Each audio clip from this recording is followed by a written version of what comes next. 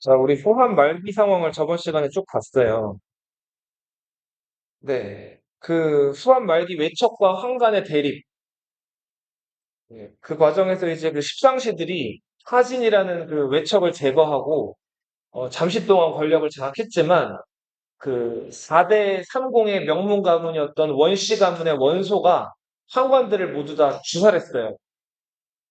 그리고서 이제 그 황관들이 세력을 잃고 다시 이제 신하들한테 권력이 오나 싶었는데 이때 평소에 하진이 좀 예뻐하고 신임했던 동탁이라는 사람, 강족들을 이렇게 그 지배하고 강족들을 어루고 달래는 호강교의 역할을 맡았던 동탁이라는 사람이 하진 죽기 전에 내린 명령으로 자, 이제 낙양으로 들어와서 당시 어린 황제랑 어린 황제의 그 이복 동생이었던 유협을 이제 품에 안게 되죠.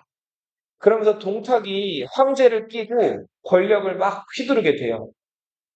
자, 동탁이 황제를 어떻게 해버렸어요, 저번 시간에? 교체해버렸죠? 그 황제가 한나라의 마지막 황제, 헌제라는 황제였죠? 자, 동탁이 온갖 그 황제를 끼고서 이제 막 권력을 휘두르고 막 그 이제 무자비한 행동들을 벌이니까 반동탁 연합군이 만들어졌어요. 그 반동탁 동맹, 동탁을 치고자 하고는 그 여러 지방 세력들 중에서 대표가 원소라는 사람이었고 또 조조라는 사람이 있었죠. 어렸을 때 친구 사이이긴 했던 이 원소랑 조조.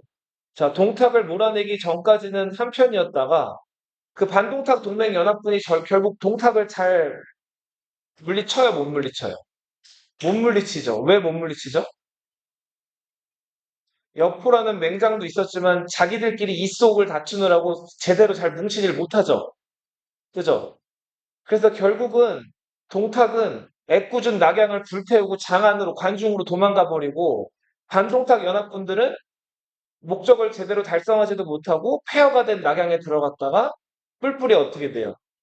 흩어지죠. 자, 근데 폐허가 된 낙양에서 손견이라는 장군이 뭐를 얻었죠? 그쵸. 그 옥새, 한 여인이 이제 품에 뭔가를 안고 우물 속에 뛰어들어 자살했는데 그 우물을 건져가지고 그 여인이 간직한 걸 봤더니 옥새였단 말이에요. 자, 이렇게 해서 옥새를 가진 손견이 자기 근거지였던 저 장사 지역으로 가다가 유표라는 사람의 공격을 받아서 막 죽기도 하고 자기들끼리 물어뜯는 막 그런 아주 추악한 모습이 나타나죠. 그래서 결국은 이 화북 지역을 놓고 원소와 조조가 맞서 싸우게 되죠. 자, 병력이나 명망이나 인재면에서는 누가 더 유리했어요? 원소가 유리했죠. 자, 그 원소를 조조가 관도라는 곳에서 격파하죠. 원소군의 배신자 허유라는 사람이 있었어요. 이 허유라는 사람이 조조랑 같은 고향 출신인데 그 원소한테 조금 대접을 잘 못 받고 홧김에 조조한테 와가지고 군사 기밀을 하나 알려줬어요. 군사 기밀이 뭐였을까요? 맞아요. 그 원소군의 식량 창고가 있는 오소라는 곳을 불태우면 원소군이 꼼짝 못할 거라는 걸 알려줘서 결국은 원소가 식량 창고를 공격당하면서 패배하죠. 이게 관도에서 벌어졌기 때문에 무슨 대전이라고 불렀죠? 관도 대전. 삼국지 첫 번째 대전이죠. 조조는 원소를 멸망시키고 자, 황하 이북 지역을 완전히 다 통일했죠. 자기 거로 만들었어요. 그리고서는 유방이 고조 유방 기억나죠? 한고조 유방이 죽으면서 남겼던 유언이 뭐예요? 유씨가 아닌 사람은 왕이 될 수 없다는 거죠. 그죠? 그래서 영포, 팽월, 한신 다 제거했잖아요. 근데 그걸 깨고 조조가 자기 근거지였던 옛 위나라 땅에 따가지고 스스로 뭘 칭했어요? 위왕을 칭했어요. 한나라 헌제는 이거를 두고 볼 수밖에 없었죠. 헌제는 원래 동탁 밑에 있다가 자, 동탁이 여포한테 피살당한 다음에 여포가 잠깐 실권을 장악하나 싶었는데 동탁 부하였던 이각과 곽사라는 장군이 여포를 몰아내고 둘이서 황제를 끼고서 동탁 같은 행동을 했단 말이에요. 근데 권력이라는 건 나눌 수가 없죠. 그 이각과 곽사가 서로 어떻게 해요? 서로 싸운단 말이에요. 서로 이제 죽일 듯이 싸우게 되는데 그 틈을 타서 한나라 마지막 황제 헌제가 이제 장안에서 동쪽 낙양으로 막 정처 없이 도망가죠. 이 도망갈 때 이각과 곽사의 추격군이 이르는데 이거를 누가 황제를 보호하면서 황제를 끌어안았어요. 조조가 그 도망치는 황제를 끌어안았죠. 끌어안았다는 거는 이제 자기가 자기 보호 아래 뒀다는 거죠. 그 힘없고 어린 황제를 끌어안는 그 조조의 행위를 역사에서 뭐라고 부르냐면 협천자라고 뭐라고 부른다고요? 협천자. 조조가 원소보다 여러 가지 면에서 불리했지만 원소를 결국 쓰러뜨릴 수 있었던 이유, 뭐 다른 뭐 허유라는 사람의 그 오소 정보를 알려준 것도 결정적이었지만 많은 인재들이 또 조조 쪽으로 돌아서게 된 거는 조조는 한나라의 힘없는 황제지만 그 황제를 데리고 있었단 말이에요.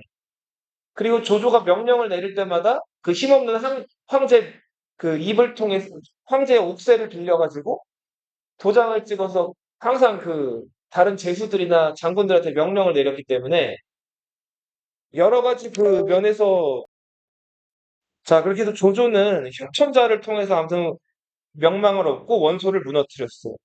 당시 이제 형주는 유표라는 군벌이 다스리고 있었는데 그 유표가 이제 병들어서 죽을 때쯤이 돼가지고 자기 먼 친척이었던 같은 한 황실의 후예 누구? 그쵸. 유비한테 처음에 형주를 주려고 했죠. 근데 유비가 형주를 받았어요? 안 받았어요? 안 받았죠. 자, 유비가 형주를 받지 않은 대신에 이제 유표의 형주를 지키는 제일 쪽 관문이었던 신야라는 곳에서 조조의 군대를 지키는 파수병 역할을 한다.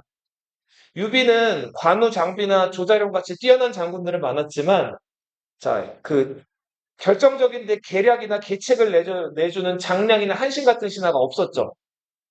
그러던 유비가 요 형주 지역에서 명망 있다는 사람을 하나 찾아가요. 그죠? 48살의 유비가 27살의 제갈공명을 세 번이나 찾아가죠. 그죠? 그리고는 마침내 제갈공명을 자기 편으로 얻게 되죠.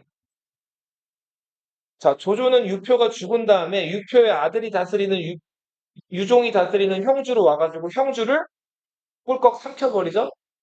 유비는 유표의 아들 유기와 유종이 있었는데 이 유표가 더 예뻐했던 거는 유종이었죠. 유종의 엄마가 이제 채씨라는 여인이었는데 결국은 조조가 이제 내려올 때 유표가 죽은 다음에 유표로부터 사실상 형주를 물려받은 누구? 유종에게 항복을 받아서 형주를 빼앗아 버리죠. 자, 유비는 이거를 인정할 수가 없었고 조조의 군대를 유력하면서 막 쫓기기도 하죠. 그죠? 그때 이제 조자룡이나 장비 같은 장군들의 활약으로 죽을 뻔한 유비의 아들도 구출하게 되고, 자, 유비가 겨우겨우 강하의 유기, 자기 편인 유기 밑으로 이제 들어가게 되죠. 저번 시간 한 내용들이. 조조는 아예 이김에 남쪽을 다 지배해가지고 진시황제처럼 통일을 하려고 그랬어요. 하지만 송건이 있었죠. 자, 유비는 제갈량을 보내서 송건을 자극해가지고 설득을 하죠. 그래서 유비와 송건의 연합군이 적벽이란 곳에서 그 불을 이용해가지고 조조의 군대를 다 어떻게 해버렸어요? 태워버렸죠. 자, 삼국지 두 번째 대전 무슨 대전이에요? 적벽대전. 자, 유비는 이 적벽대전에서 승리를 바탕으로 형주를 차지하고 내친 김에 자기 그 친척이었던 유장이 다스리는 익주까지 들어가죠. 자, 익주로 들어가서 이 유장을 몰아내고 총나라도 차지하게 된단 말이에요. 그죠? 자, 유비가 익주랑 형주랑 두 곳을 차지하니까 송건이 배가 아팠죠. 그죠? 송건이 형주를 돌려달라 그랬어요. 익주 너희가 총나라 들어가서 차지하면은 이제 형주 돌려주겠다며. 그러니까 형주 돌려줘. 자, 근데 당시 형주를 지키고 있던 장군이 누구였죠? 관우였죠. 관우가 형주를 순순히 송건한테 내줬어요, 안 내줬어요? 안 내줬죠. 그러자 송건이 화가 나서 조조랑 손을 잡죠.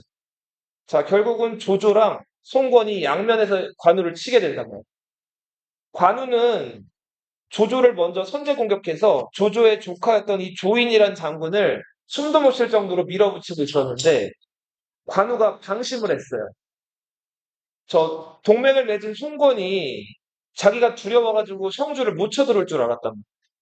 자, 근데 송건에게는 여몽이라는 뛰어난 맹장이 있었어요. 이 여몽이 군대를 이끌고 와서 관우가 없는 틈에 이 형주를 함락시켜 버렸어요. 결국 오도 가도 못한 관우가 맥성이라는 곳에서 포위가 돼가지고 어떻게 되죠? 그쵸. 송건군에 의해서 죽게 된다. 송건은 유비가 진노해가지고 자기에게 쳐들어올까봐 관우의 목을 잘라서 누구한테 보냈죠? 나는 위나라가 시켜서 한 거야 해서 관우의 목을 잘라서 누구한테 보냈어요?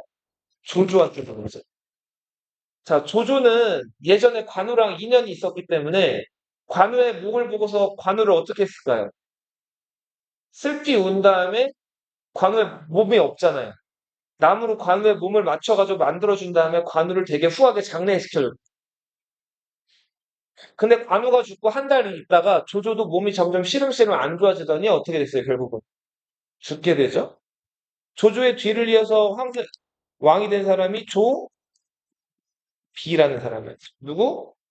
조비. 조비는 자기 아버지랑은 좀 달라야 했어요. 일단은 자기 아버지가 모든 걸 다 이뤄놓은 거를 물려받은 사람이 조비죠. 그죠? 자, 그래서 이 조조를 섬기던 신하들이 이제 조비를 섬기게 됐는데 문제는 자기 아버지 조조한테 충성하던 만큼 충성을 할까요, 안 할까요? 안 하겠죠. 자, 그래서 조비는 새로운 뭔가가 필요했어요. 그래서 아버지가 하지 않았던 조금 무리한 거를 하죠. 아버지 조조는 뭘 안 했죠? 왕까지는 되고 황제는 됐어요, 안 됐어요? 400년 동안 이어져 온 그 항구조 유방의 한나라가 여전히 그 위세가 있었기 때문에 한나라 황제를 끌어내리는 거는 민심의 어떤 공격을 받을 확률이 높다고 생각을 해가지고 한나라 황실은 내버려 뒀단 말이에요. 허수아비라고 해도. 근데 조비는 마침내 한나라 황제 헌제로부터 황제 자리를 물려받았단 말이에요. 어떤 방식으로 물려받았을까요? 최후가 얘기한 대로 선양이라는 형식으로 조비가 황제 자리를 물려받아요. 자, 그렇게 해서 위나라의 황제가 되죠. 조비는 위나라 문제라고. 그러면 이제 돌아가신 자기 아버지 조조는 뭘로 높였을까요? 네, 무제로 높여요. 위나라 무제로 격상을 시키죠. 이렇게 죽은 아버지나 죽은 할아버지 조상을 이렇게 높이는 거를 추존이라고 뭐라고 부른다고요? 추존. 이렇게 해서 마침내 한나라가 400년의 역사를 끝으로 멸망하게 되고 헌제는 공으로 강등됐다가 결국은 자기 공지로 가가지고 얼마 있다가 쓸쓸하게 죽어요. 유비는 관우가 죽은 다음에 홧김에 균대를 일으키죠. 제갈공명은 지금 송건을 칠 게 아니라 저 위나라가 나쁜 놈들이니까 위나라를 쳐야 된다고 얘기하는데 제갈공명 말을 유비가 듣질 않죠. 그리고 무리해서 관우의 원수로 갚겠다면서 송건을 쳐들어갔죠. 자, 당시 여몽이 죽고 여몽의 뒤를 이어서 육손이라는 사람이 손건군의 제독, 그러니까 총사령관이었는데 육손은 이름이 알려져 있지 않은 20대 젊은 청년이었어요. 자, 그런데 여몽이나 주변 사람들의 추천이 있어가지고 육손을 대장으로 임명하긴 했는데 유비가 육손을 얕본 거예요. 그리고 제갈공명 얘기도 안 듣고 무리하게 많은 군대를 일으켜가지고 송건을 치러 갔어요. 자, 그러다가 이제 군대를 갑자기 많이 일으켜가지고 동쪽으로 가려니까 자, 부하들을 상냥하고 아니면 이렇게 상냥하게 조심스럽게 어디 가자고 얘기를 했을까? 아니면 급하게 빠르게 부하들을 몰아세웠을까요? 몰아세웠겠죠. 자, 유비한테 동생이 하나 더 있었죠. 관우 말고. 장비가 있었죠. 장비가 관우의 원수를 갚는다는 것 때문에 성격이 급해져가지고 원래도 성격이 급했는데 술을 많이 마시고 부하들을 어떻게 했어요? 그쵸. 준비하지 못한 부하들, 동쪽으로 이동할 준비를 못한 부하들을 막 매질했죠. 그러다 장비도 어떻게 됐죠? 그 열받은 부하들 손에 의해서 술 취해서 잠들어 있다가 목이 댕공 잘리게 되죠. 결국 유비는 관우의 원수를 갚으려다가 누구도 잃게 됐어요. 장비도 잃게 됐죠. 그리고 유비는 이성을 많이 잃은 상태로 이제 그 홍건에게 쳐들어갔다가 육손을 얕봤다가 육손에게 화공으로 공격을 당해가지고 크게 패배하게 된다. 이게 삼국지의 세 번째 대전, 무슨 대전? 이릉대전. 이릉전투라고도 하죠. 자, 여기 형주에는 강릉, 이릉, 무릉, 영릉 이런 릉자 들어가는 지명이 많거든요. 왜 그럴까요? 오, 맞아요. 그게 어느 나라, 근데 어떤 무덤이지? 릉은? 왕의 무덤이죠. 초나라 왕들의 무덤이. 초나라를 춘추전국시대 때 형나라라고도 부른다 그랬죠. 이 형주할 때 형이 초나라를 뜻하는 그 형나라의 형자라. 옛 초나라 왕릉들이 많이 있는데 이 이릉도 초나라 오랑캐 이자의 무덤 릉자란 말이에요. 초나라 왕의 무덤이 있는 곳인데 여기서 유비가 많은 군대를 잃고 다시 총나라로 도망가게 돼요. 그리고 백제성이라는 곳에 이르러 가지고 유비가 이제 몸도 마음도 많이 지쳤어요. 제갈공명이 찾아오죠. 자, 유비가 이제 죽음을 앞두고 제갈공명을 부르죠. 그 다음에 마지막 유언을 남기죠. 자, 무슨 유언을 남겼을까요? 유비 뒤를 이을 황제가 아들이 누구였어요? 유선이었죠? 그죠? 자, 유선이 아들이 더 있긴 있었는데, 유선이 이제 당시 태자였죠? 유선이 만약에 제 역할을 못하고 임금구실을 못하면 공명, 당신이 뭐가 되라고 했어요? 그쵸? 당신이 이제 왕이 되라고 했죠? 근데 공명이 눈물을 흘리면서 거절하죠. 그리고서는 결국은 유비는 죽게 되고 유선이 두 번째 임금이 되죠. 자, 유비가 살아있을 때 조비가 황제가 된 걸 보고 자기도 황제를 칭했어요. 자, 유비는 나라 이름은 한으로 정했는데 여기가 파촉 지역이죠. 그래서 이 한인 한인데 무슨 한? 촉한이라고 부르고 유비는 이제 소열제라고 부르고 뭐라고 부른다고요? 소열제. 나중에 유선 때 촉한이 망하기 때문에 유선은 시호를 받지를 못해요. 유선은 나중에 뭐라고 부르냐면 후주라고 불려요. 후주. 후주가 뭘까요? 나중에 주인 된 사람을 뜻해요. 자, 그리고 유비가 황제가 되자 송건도 이걸 두고 보고 있다가 자기도 오나라의 황제가 된단 말이에요. 손권은 오나라의 대제라고 불리게 돼요. 네.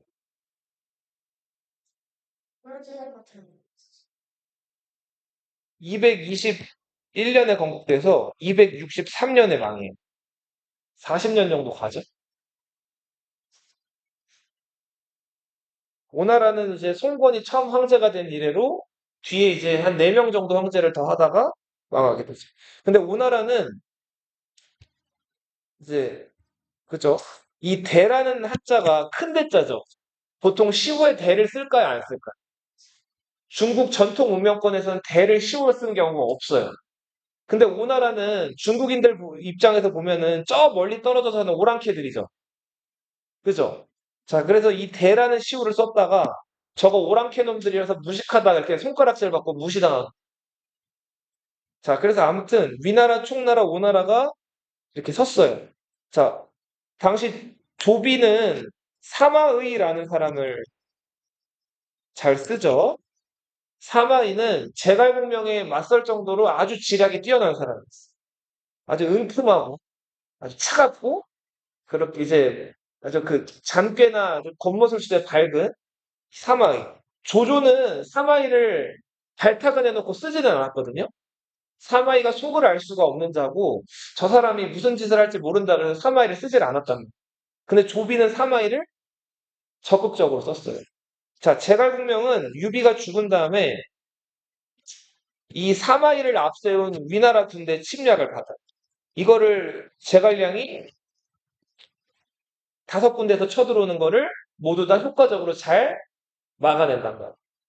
자, 그리고는 위나라에서 이 총나라 뒤쪽에 사는 남쪽의 오랑캐, 이 남만이라는 곳에 연락을 보내서 총나라를 같이 공격하면 당시에 남만의 왕은 맹획이라는 사람. 누구? 맹획. 이 남만 지역은 엄청 비도 많이 오고 덥고 습하고 벌레, 곤충 이런 거 더 많은 지역이에요. 그래서 되게 오지 중에 오지인데 여기 남만 왕을 제대로 정복을 안 해놓으면 나중에 위나라 쳐들어갈 때 남만에서 계속 총나라 뒤를 공격할 것 같아서 제갈량이 몸소 자, 유선에게 이제 그 보고를 하고 남만을 쳐들어가게 되죠.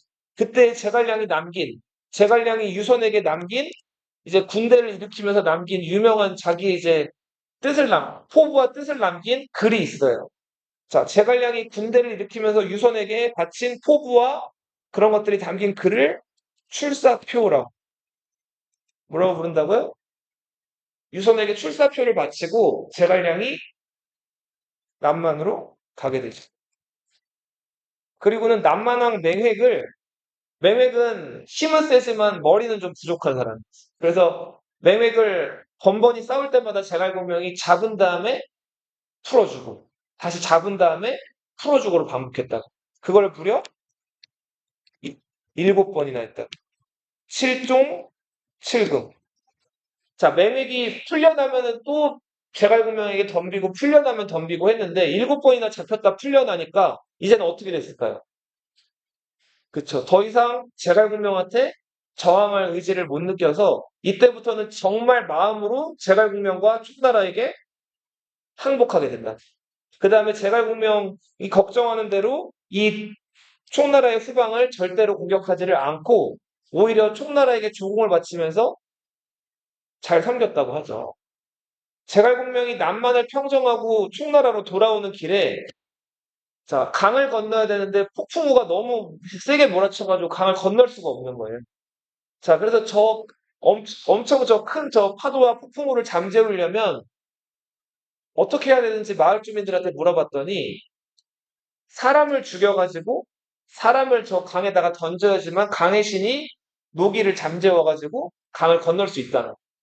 그래서 이전부터 그 강을 건너려면은 지나가는 마을 사람들을 하나 잡아다가 죽여가지고 강에 던졌다. 근데 또 그러면 살인을 해야 되죠. 그래서 제갈공명이 자, 꾀를 내죠. 사람 대신에 그치. 사람 비슷하게 생긴 머리 모양의 안에는 고기를 채워넣은 그 음식을 강에다 던져 넣죠. 자, 그 고기와 밀가루로 만든 사람 머리 모양의 그 음식이 오늘날에 뭘로 발전했다 그래? 만두로 발전했다. 뭘로 발전했다고요? 만두. 네. 지금 에어컨 틀어놨는데? 에어컨, 조금만 기다려봐. 자, 제갈공명이 이후에 이제 남만을 평정하고, 자, 이제 드디어 위나라를 정벌하기 위해서 군대를 일으켜요. 그 제갈량이 위나라로 쳐들어가는 그 북쪽으로 정벌하는 거를 제갈공명의 북벌이라고 뭐라고 부른다고요? 북벌. 제갈공명의 북벌을 뭐 다 얘기하면 사무실 다 얘기하니까 간단하게 얘기해요. 6번 나가. 몇 번 나간다고요? 6번. 요 장안이 있는 지금 요 분지 한국관과 4개의 관문으로 이루어진 여기를 뭐라고 하죠? 관중이라고 하죠. 제갈공명이 이 관중으로 들어가려고 6번이나 출병을 하는데 그때마다 사마이가 어떻게 이걸 막아내요. 제갈공명은 믿었던 부하가 엉뚱한 실수를 저지르기도 하고 마속이란 부하가 그리고 이제 제갈공명이 여기 나와가지고 관중을 공격하고 있으니까 이 수도 성도에 있던 다른 부하들이 제갈공명을 시기하고 험담해가지고 멍청한 유선 황제가 제갈량을 의심해서 돌아오라고 얘기합니다. 그래서 여러 가지로 제갈공명이 결국은 난관을 겪다가 이 관중으로 들어가는데 성공했을까요? 실패했을까요? 실패한다. 대신에 관중 옆에 제갈공명은 항상 적은 숫자의 군대로 많은 숫자의 위나라 군대를 상대해야 되기 때문에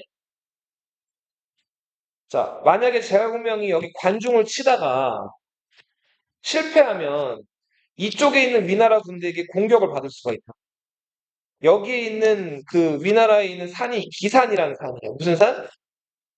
제갈공명은 항상 이 기산에서 역습을 당할 걸 우려해가지고 먼저 기산을 점령하고 기산과 한중에서 장안을 관중을 협공하는 형태로 공격을 했다.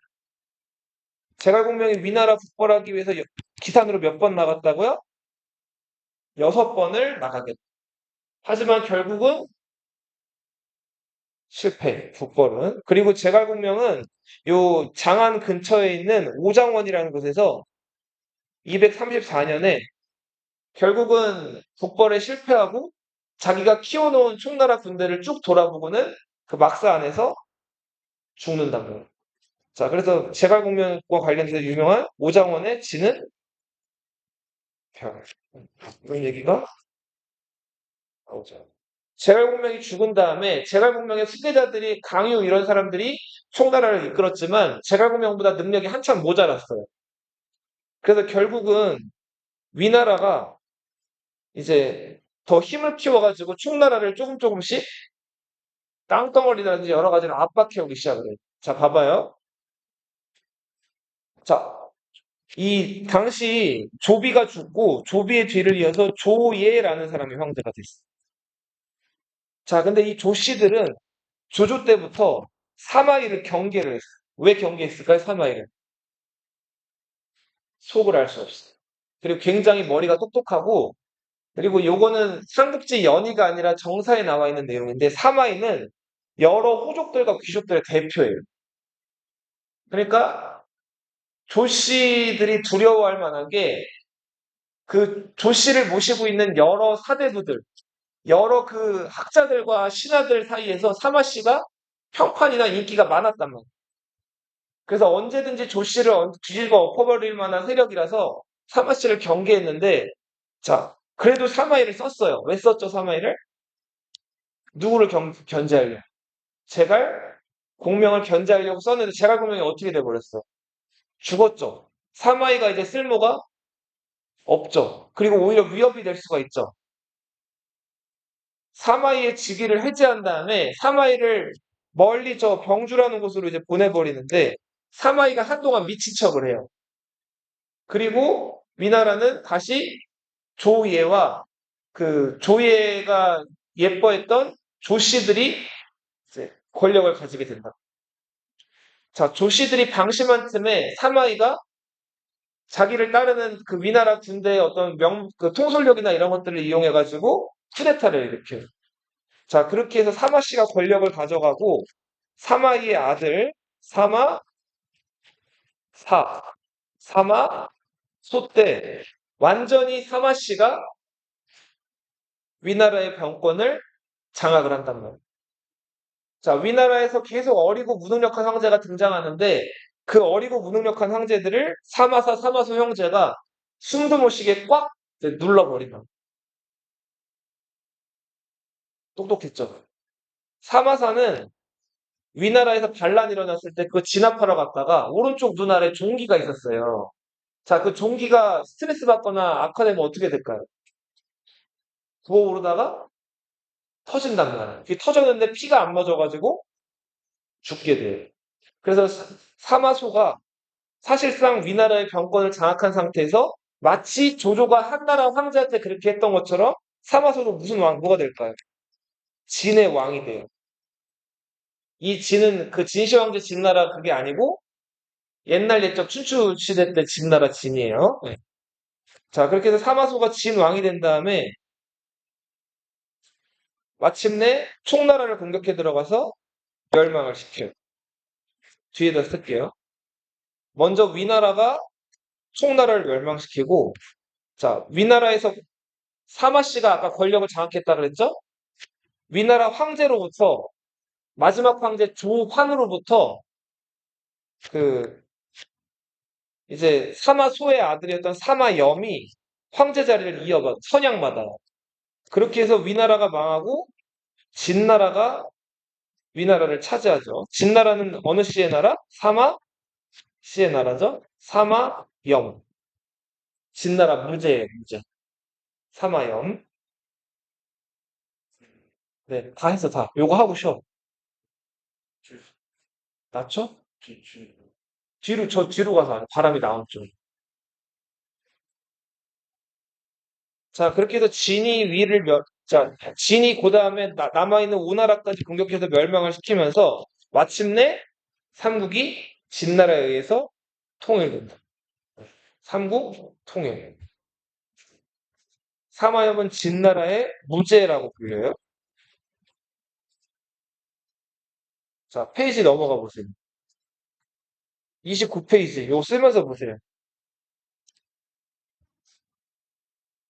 자, 이 후한, 후한 수도 혹시 어디였는지 기억나요? 나? 낙양이었죠, 그죠? 낙양.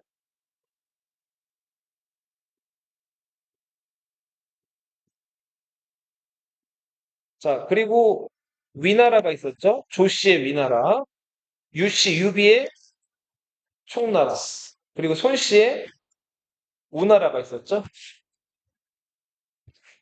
29페이지. 이 위촉 오를 누가 통일하죠? 위가 촉을 멸망시키고 위나라 안에서 쿠데타가 일어나서 진나라가 세워졌죠? 사마씨가 오나라까지 멸망시키면서 마침내 삼국을 통일한다. 자, 이 통일한 황제의 이름이 사마염이었죠. 무제.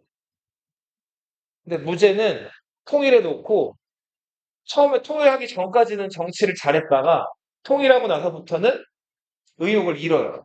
그리고 오로지 뭐에 빠졌을까요? 그렇죠. 그 다음에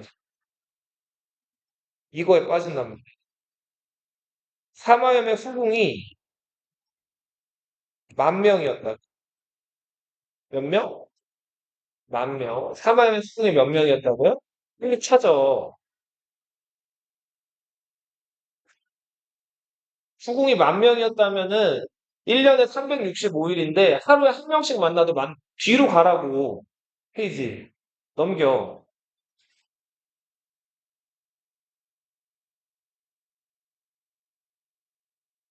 앞으로 가는 거잖아. 하루에 한 명씩 만나도 1년에 몇 명밖에 못 만나요. 365명 만나죠. 더 뒤로 가봐.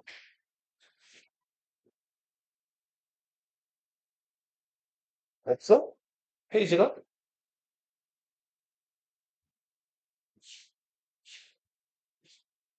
그렇죠. 거의 한 30명 가까이를 만나도 다 만나기가 어렵죠, 얼굴. 뒤에 페이지가 없어? 자, 그래서 그럼 그냥 봐. 이 사마염이 너무 이제 후궁이 많은데, 후궁들 입장에서는 사마염을 만나는 게 유리해요? 안 만나는 게 만나야 유리하죠. 그죠? 만나야지 님도 보고 뽕도 따고, 네. 사마염을 만나야지 이제 잠자리를 해가지고 황제의 뒤를 이을 황자를 낳을 수가 있죠. 그죠? 근데 이렇게 후궁이 많으니까 만나는 게 하늘의 별 따기란 말이에요. 사마염이 나중에는 술을 너무 많이 먹고 이제 후궁들 누구 만나러 갈지 고르는 것도 귀찮은 거예요. 그래서 어떻게 했냐면 이 당시 사마염이 양이 끄는 수레를 탔다 그래요. 매 양 있죠. 그 양이 끄는 수레를 탔는데 양이 그 양은 채식을 하죠. 그 잎사귀를 좋아하는데 양이 좋아하는 잎사귀가 약간 소금을 절여 놓으면 양이 그거에 환장한다는 거예요. 엄청 좋아한다. 그래서 사마염이 양차에 탄 다음에 양 엉덩이를 딱 두드리면은 그 양이 그냥 아무 데로나 매 울면서 가겠죠. 그러다가 아무 후궁의 그 처소에 딱 서게 되면은 그 후궁 숙소에 가가지고 이제 사마염이 잠자리를 하는데 이게 소문이 나면서 후궁들마다 양이 좋아하는 그 나뭇잎 있죠. 나뭇잎과 소금에 절인 그 간식들을 준비해가지고 사마염이 자기 숙소로 오게끔 유혹을 했다 그래요. 아마 그럴 정도로 아무튼 사마염은 정치를 제대로 안 하고 후궁에게 둘러싸여가지고 엉망으로 나라를 망친단 말이에요. 자, 그러다가 사마염의 이제 아들이었던 그 아들이 이제 희재로 즉위하는데 이 희재는 좀 머리가 많이 모자랐어요. 그래서 이런 말이 있었어요. 보리랑 콩을 구분을 못하는 거예요. 자, 보리랑 콩. 자, 콩을 뜻하는 한자가 숙이에요, 숙. 두도 있고 숙도 있어요. 두도 맞아요. 콩을 뜻하는 한자 뭐가 있다고요? 쑥. 보리를 뜻하는 한자가 뭘까요? 술 마실 때 소주 있고 뭐 있어요? 또, 어? 소주 말고 또 뭐 있어요? 마시는 거. 맥주가 있죠. 맥이 무슨 맥주예요? 쑥맥이라는 말이에요. 보리랑 콩도 구분할 줄 모르는 멍청이를 가르쳐서 뭐라고 부른다고요? 쑥맥이라고. 자, 왜 이제 여자가 이제 남자, 여자 이렇게 연애를 하게 되는데 너무 남자가 여자를 만나본 적이 없어가지고 뭘 해야 될지를 몰라요. 말도 못 걸고 어디 뭐 이렇게 어디 길을 걸을 때도 같이 걸어야 되는데 혼자 먼저 막 앞질러 가고 여자한테 막 상냥하게 얘기하는 것도 아니고 막 이렇게 좀 막 험하게 얘기하고 이런 사람들 보고 연애 뭐라고 불러요? 연애 쑥맥이다 이렇게 부르죠. 예, 쑥맥이란 말이 여기서 유래한 거예요. 세제 때 이렇게 황제가 쑥맥이다 보니까 황제의 아내였던 가씨, 가씨네 집안이 이제 크게 돼요. 이렇게 황제의 외가댁 식구들 처갓집이나 외갓집을 뭐라고 부르죠? 그쵸. 외척이 득세하게 되는 겁니다.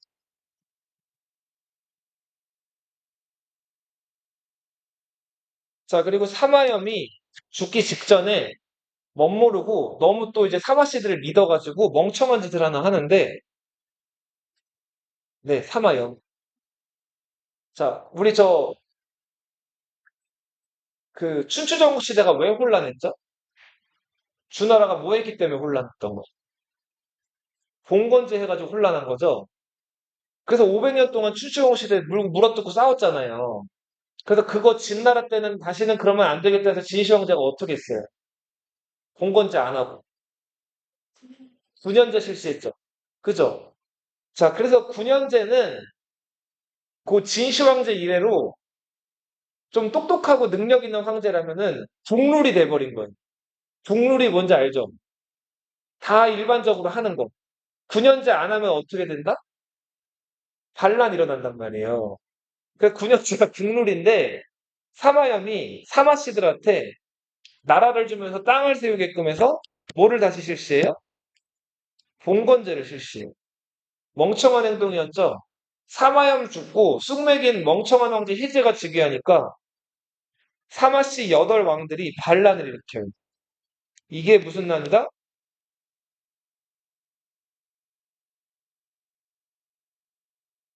중국 한나라 때 후한 때부터 일부 학자들이나 지식인들이 걱정하는 게 하나 있었어요. 무슨 걱정을 했냐면 이 만리장성, 이 만리장성 위쪽에 사는 오랑캐들이 자꾸 중국인들 이제 한족이라고 하죠? 한족들 사는 영토로 자꾸 들어와서 사는 거예요. 일단은 저 만리장성 북쪽보다 남쪽은 따뜻하죠. 먹을 것도 많죠. 그죠? 그리고 여러 가지로 편하고 보물, 비단 이런 것도 많단 말이에요. 그래서 그런 게 좋아가지고 차츰차츰 많이 들어와 사는데 그 규모가 점점 커져요. 한나라에선 처음에는 못 들어오게 하다가 이게 너무 커지니까 말릴 수가 없어요. 대표적으로 많이 들어와 살던 애들이 흉노, 그리고 흉노의 사촌이라고 할 수 있는 달, 선비, 강, 저. 강이나 저는 진나라 때는 융이라고도 불렀죠. 견융, 서융 들어봤죠? 자, 근데 자꾸 이들이 너무 들어와서 하니까 진나라 때 강통이란 사람이 이런 얘기를 해요. 사용론. 여기서 사자가 뭘까? 찍어봐. 사자. 모래사? 아니. 뱀사. 사마염의 사도 아니에요. 사. 숫자 사 아니에요. 찍어봐. 자, 얘네가 지금 문제라 그랬잖아요. 얘네를 어떻게 해야겠어요? 어떻게 해야겠어요? 죽을 아니에요. 쫓아내야겠죠. 쫓아내면은 뭘 시키는 거예요? 그러니까 더 쉽게 얘기해봐. 무브. 무. 이사할 때 사자. 이 사자가 뭐라고요? 오랑캐들을 만리장성 북쪽이나 지네 살던 곳으로 이사시켜야 된다는. 그만큼 심각했어요. 지금 우리 한국에 외국인들 요즘 많이 들어와 살죠. 요즘 한국이 완전히 핫플레이스가 됐잖아요. 지하철 좋지, 음식 맛있지, 그리고 뭐 금융이나 은행이나 이런 거 다 편리하죠. 그리고 밤에 어때요? 한국은 비교적 안전하죠. 그런 것 때문에 한국이 완전히 핫플레이스예요, 요즘에. 근데 이 당시 때도 중국 그 황하 주변이 핫플레이스였단 말이에요. 근데 이게 이제 문제가 된. 자, 그런데도 이거를 막을 수 없는 추세라고 생각해서 내버려 뒀더니 점점 더 양이 많아졌는데 팔 왕의 난 때 사마씨들끼리 지들끼리 치고받고 싸워요. 자, 전쟁을 하면 너 죽고 나 살자가 되죠. 그러니까 너를 죽여야지 내가 살죠. 그러니까 보통 수단 방법을 가려요, 안 가는. 안 가리게 되죠. 자, 그러다 보니까 이 사마씨 제후들이 그 흉노나 저나 가리나 강 같은 그 오랑캐들한테 힘을 빌린 거예요. 얘네들은 말 타고 다니면서 활 쏘거나 싸우는 것만큼은 중국인들보다 월등하기 때문에 뭐 돈 주면서 싸워달라니까 어떻게 했을까요? 오케이 하고 얘들을 도왔어요. 근데 진심으로 도운 걸까요? 자, 도우면서도 얘네들의 약점이라든지 이런 것들 속속들이 다 알게 된다. 그리고는 마침내 영가, 이거는 희제 때 연호예요. 황제 연호. 영가 연간에 이 오랑캐들, 다섯 오랑캐들이 사마씨 제후들을 죽여버리고 심지어는 당시 황제였던 회제, 낙양이 있었거든요. 낙양으로 쳐들어가서 그, 진나라 귀족들 다 3만 명을 죽여버리고 회제를 포로로 잡아가. 자, 낙양을 뺏기니까 다음 수도는 어디예요? 장안이죠. 진나라 살아남은 황족들이 장안으로 도망갔는데 그거를 또 쫓아가가지고 장안에 있는 그 민제라는 황제도 포로로 잡아버리고 민제 주변에 있는 황족들도 다 죽여버린다. 이때 이거를 했던 민족이 흉노족이었고 흉노족의 유연이라는 사람. 오, 좋은 지적이에요. 왜 유씨일까요? 다른 유씨가 아니라 지금 정연이가 왜 유씨냐고 물어본 이유가 있을 텐데? 그치. 근데 중국은 중국인데 구체적으로 어느 나라? 유씨하면 어느 나라예요? 한 나라죠. 이 유연이 사실 아버지 유표라는 사람이 한나라 때부터 벼슬을 받았어요. 그 우리 형제 유표가 아니에요. 근데 이 유씨도 원래 자기네 성씨가 있는데 자기네 성씨를 버리고 한족의 성씨를 일부러 고른 겁니다. 왜 그랬을까요? 피터, 뭐 파비앙, 뭐 이런 외국 사람들이 한국 와가지고 귀화한 다음에 한국인으로 되려고 한국 이름 막 정하잖아요.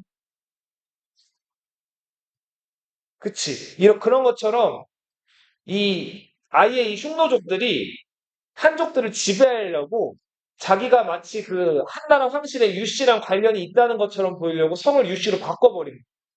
그리고 실제로 자기네들이 그 진나라 황제들을 잡아간 다음에 죽인 다음에 나라 이름을 한으로 해요. 그리고서는 조그만 나라를 세운다. 그렇게 해서 처음에는 한이란 나라를 세웠다가 나중에는 또 나라 이름을 조나라로 바꿔. 자, 그 이 조는 앞에 나중에 뒤에 또 조나라를 칭하는 나라가 있었기 때문에 전조라고 부릅니다. 자, 근데 아무튼 이런 류의 나라들이 화북 지역에 16개나 존재해요. 몇 개? 16개. 이 시기를 다섯 오랑캐가 한족들을 무참히 살해하거나 쫓아내버리고 16개의 나라를 세운 시대라 그래서 무슨 시대라고 한다? 5호 16국 시대라고. 다섯 오랑캐가 한족들을 죽이거나 쫓아내고 몇 개의 나라를 세웠다고요? 16개의 나라를 세웠. 여기 앞에 건이나 수가 붙은 거는 양나라인데 양나라가 두 번 나오니까 앞에 양나라를 전량이라고 부르고 뒤에 뭐 양나라를 후량 이렇게 부르는 거. 자, 그런 식으로 16개 나라가 들어섰다. 이거 같이 쓰세요. 흉노, 갈, 선비, 강서.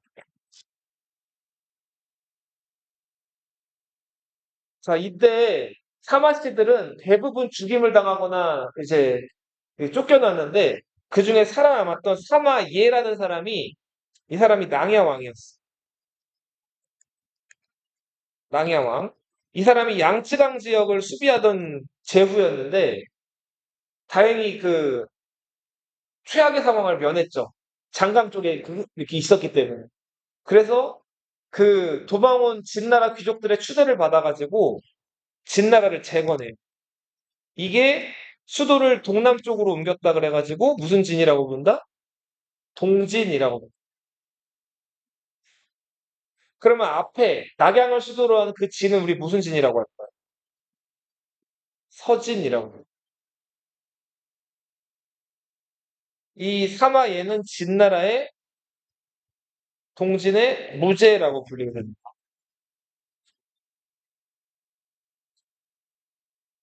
이때 동진의 상황. 자, 지금 사마씨들 한족이 갑자기 원래 황하 이북 황하 지역에 살다가 지금 장강 이남으로 쫓겨온 거죠. 강남으로. 오랑캐들 때문에. 그죠?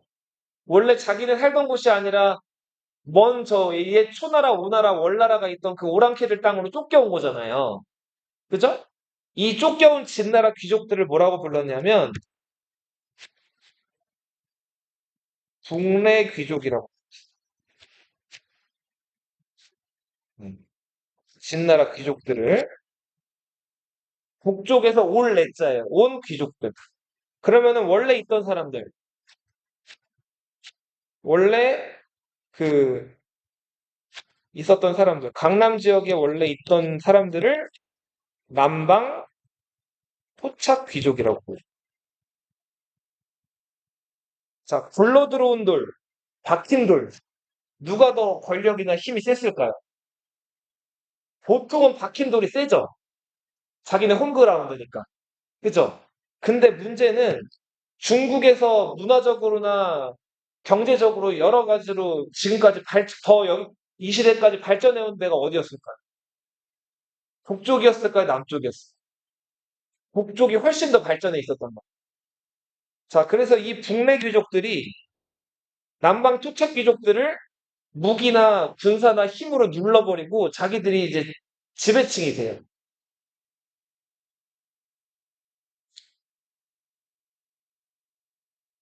그리고 또 뭐 북내 귀족도 나뉘어요.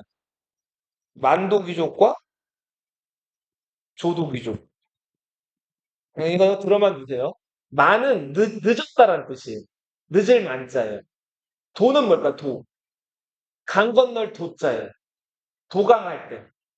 그러니까 이 사람들은 국내 귀족 중에서도 강을 늦게 건넜다는 거예요. 그러니까 빨리 온 사람들, 늦게 온 사람들, 늦게 온 사람들. 조도 귀족은 이를 조자예요. 빨리 먼저 강을 건너온 사람. 그러니까 자, 먼저 온 사람, 나중에 온 사람. 누가 더 셌을까요? 일본은. 먼저 온 사람들이 자리를 잡는다. 사마예, 이 동진의 무제도 그런 황제였. 하지만 이 동진의 군사력이나 힘은 저 5호 16국의 군사력이나 힘과 비교했을 때 어땠을까요?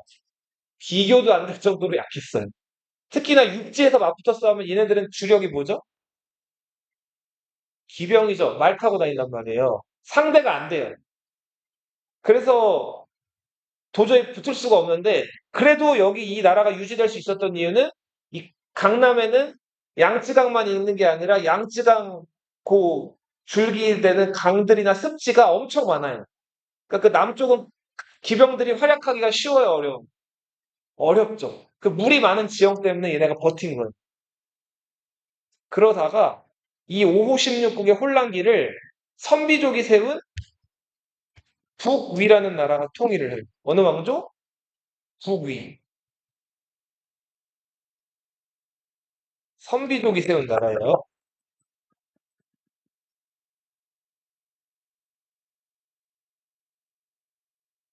자, 요 5호 16국 시대 때 중국을 지배하고 있던 사람들, 원래 그 전에 중국을 지배하고 있던 사람들을 우리 뭐라고 불렀죠?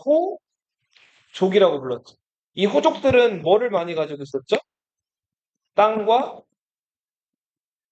노비들을 많이 가지고 있었죠. 근데 이 호족들을 어떻게 했을까요? 이 오랑캐들이 와가지고 다 어떻게 했을까? 이거 다 중국 사람들한테 다 어떻게 했을까? 다 죽여버리거나 아니면 강남으로 쫓아버린단 말이에요. 자, 그렇게 해서 호족들이 죽어버리니까 자, 주인 없는 땅들이 되게 많아진다. 그 주인 없는 땅들을 이 북위 왕조에서 어떻게 처리했냐면 이제 자기가 나머지 나라들을 다 멸망시켜서 통일시켜 놓고 이제 다 자기네 나라 백성 아니에요. 그 백성들한테 임자 없는 땅들을 어떻게 했을까요? 다 나눠준단 말이에요. 그 나눠주는 제도를 뭐라고 부른다? 균전제라고. 이게 가능할 수 있었던 이유는 이 북위가 통일하기 이전에 약 150년, 130년 정도의 아주 정말 눈 뜨고는 볼 수 없는 아주 치열한 파괴의 시기가 있었기 때문에. 그래서 땅 주인들이 다 죽었기 때문에 이 땅을 자기네 백성들에게 나눠줄 수가 있어요. 근데 나눠주는 거 공짜로 나눠줬을까요? 나눠준 대가로 뭘 요구했을까요? 세금을 요구합니다. 자, 그 세금을 조용조라고. 자, 이 조는 조세라고도 불리고 이 한국사에도 나와요. 이 조세가 뭘 의미할까요? 땅에서 나오는 세금, 제일 기본적인 세금이에요. 이 당시 사람들 대부분 다 뭐하고 살아요? 곡식이에요, 곡식. 조세가 뭐라고요? 곡식을 나라에다 세금으로 바치는 거를 조라고 부릅니다. 용은 뭘까, 용? 선생님이 나라에 불려가가지고, 선생님 나이 때 사람이 나라에 불려가가지고 일하는 걸 용이라고 합니다. 16에서 60세 사이의 남자를 불러서 군사 훈련을 시키거나 아니면 다리 건설하거나 뭐 궁궐 짓거나 댐을 쌓거나 하는 그런 노동을 시키는 거. 노동력을 가져가. 이게 지금 이 역이라고 해요. 역. 노동력을 가져가는 거예요. 나머지 조는 뭘까요? 똑같은 거 쓰진 않아요. 이 조는 달라요, 한자가. 공납이라고 부르죠, 한국사에서는. 특산물을 거두거나. 그 지역의 특산물이 뭐 사과면 사과를 나라에 내는 거예요. 예, 이런 거를 조용조라고 부르고, 자, 땅을 줬으니까 하나를 더 요구해. 부병제. 땅을 줬으니까 거기 농사 지어가지고 식량이 나오겠죠. 그 식량을 이제 나오니까 그거로 먹고 살면서 너가 식비를 다 내고 무기 같은 거 이제 준비해가지고 군사훈련에 참여해라고 하는. 땅을 줬으니까 군대 와라. 이거를 부병제라고 부르고 이게 균전제가 실시되면서 같이 나타난 제도들. 자, 여기까지 하고 잠깐 쉬었다 할게요.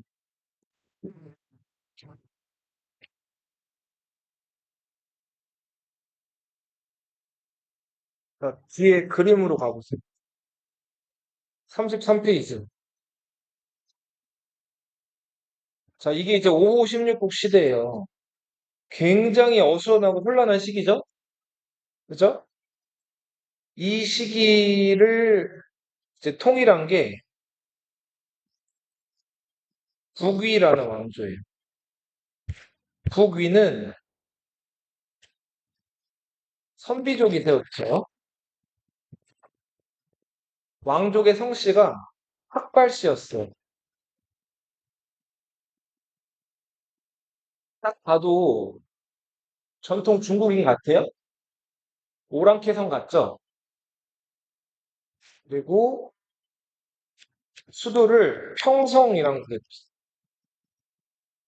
이 평성은 여기 지금 지도에도 나와 있는데 만리장성 바로 아래에 있는 곳이에요. 자, 만리장성 아래에 있다는 거는 북쪽에 있다는 건데 상당히 날씨가 되게 어떨까요? 추운 곳이. 자, 이 북위가 이제 이렇게 통일을 하고 나서 몇 대 황제를 이제 거듭해서 이제 이어져 나가다가 효문제라는 황제가 등장을 해요. 당시 이 선비족 전체 인구가 30만 명이 안 됐어요.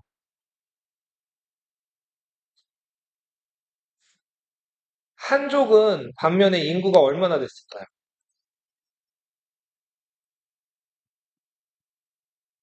그 정도 추산돼요. 자, 1억에서 2억 가까이.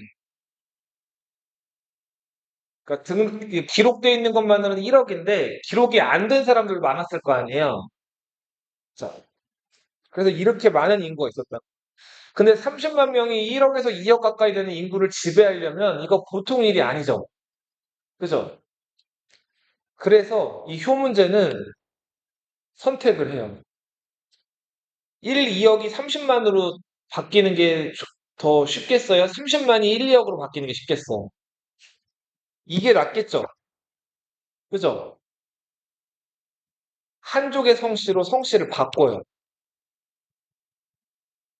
성을 가는 거예요. 근데 이거는 우리 좀 익숙하죠? 이전에도 이런 일이 있었죠? 그 흉노족의 유연도 원래 자기가 유씨가 아니었는데 유씨로 아까 바꿨다 그랬죠? 한나라랑 좀 동화되려.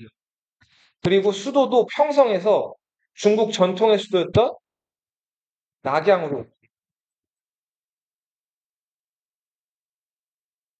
이때 반발이 있었을까요? 없었을까요? 당연히 있었죠. 그 반발을 이제 주도했던 게 황태자와 그러니까 효문제 뒤를 이어서 황제가 될 사람이죠. 그리고 선비 귀족들이에요.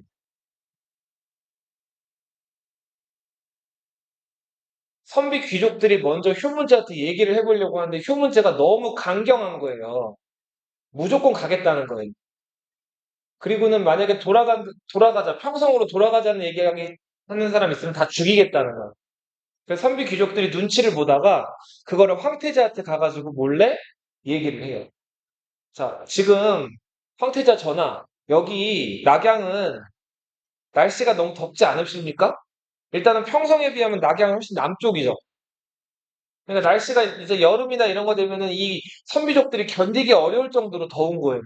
실제로 많이 더워하기도 했고. 그래서 자, 이 황태자를 몰래 꼬셔가지고 아버지한테 이 얘기를 하게끔 해요. 황태자가 효문제를 만난 자리에서 옮기자 그래요, 수도를. 저 평성으로 다시 돌아가자.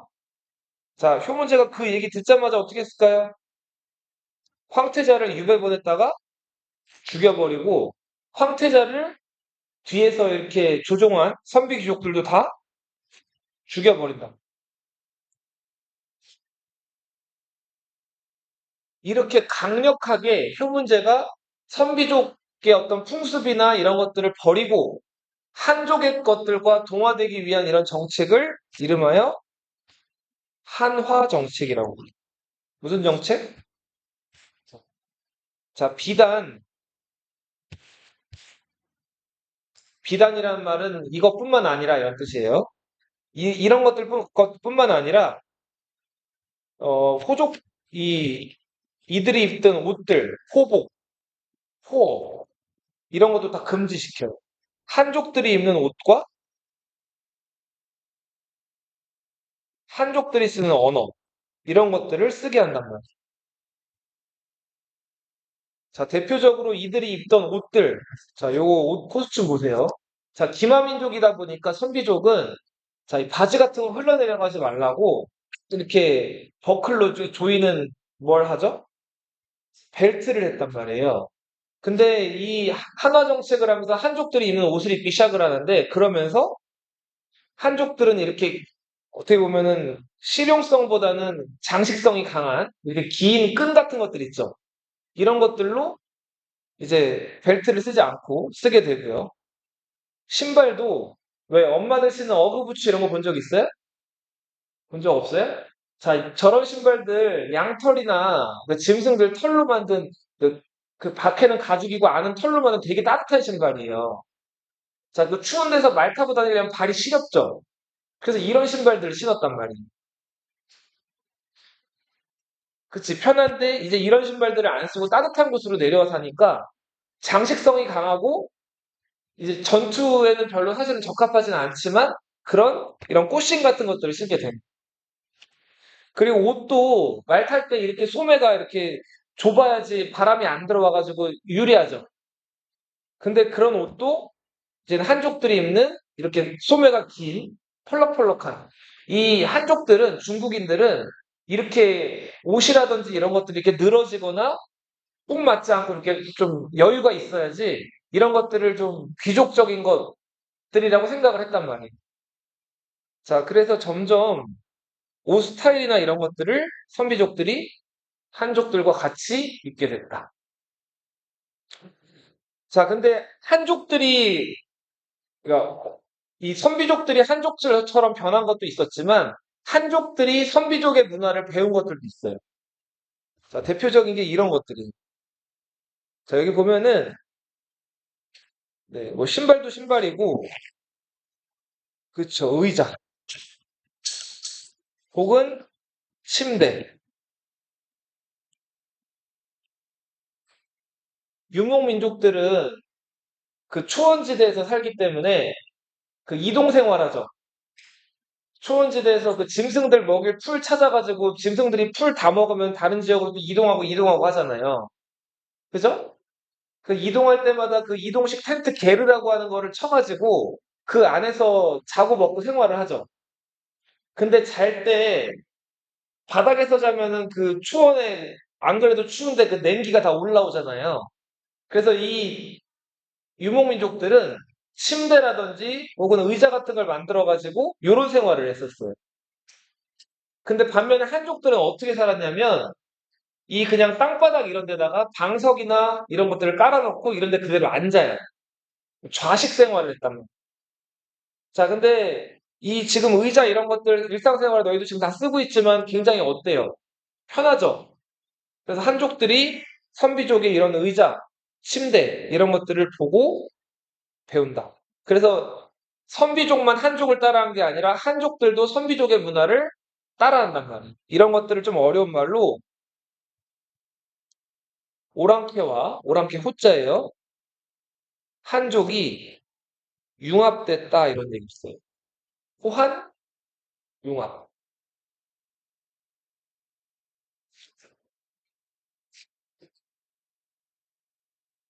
불교는 기원전 1세기 전후에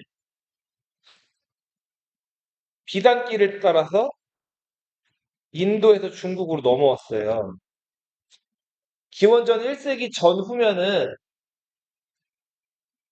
후한에서 전한에서 후한으로 넘어가는 고시기거든요. 고시기에 이제 비단길을 따라서 중국으로 들어와가지고 중국 사람들이 이제 불교를 알게 되는데 요 이제 그 북위 왕조에서 불교를 굉장히 좋아했어요. 자, 유목민들은 불교를 굉장히 좋아하거든요. 왜 좋아할까요? 그러게 왜 좋아할까요? 불교에서는 사람이 죽으면 어떻게 한다고 믿죠? 사람이 그냥 죽으면 다시 태어난다고 믿던. 그거를 윤회라고.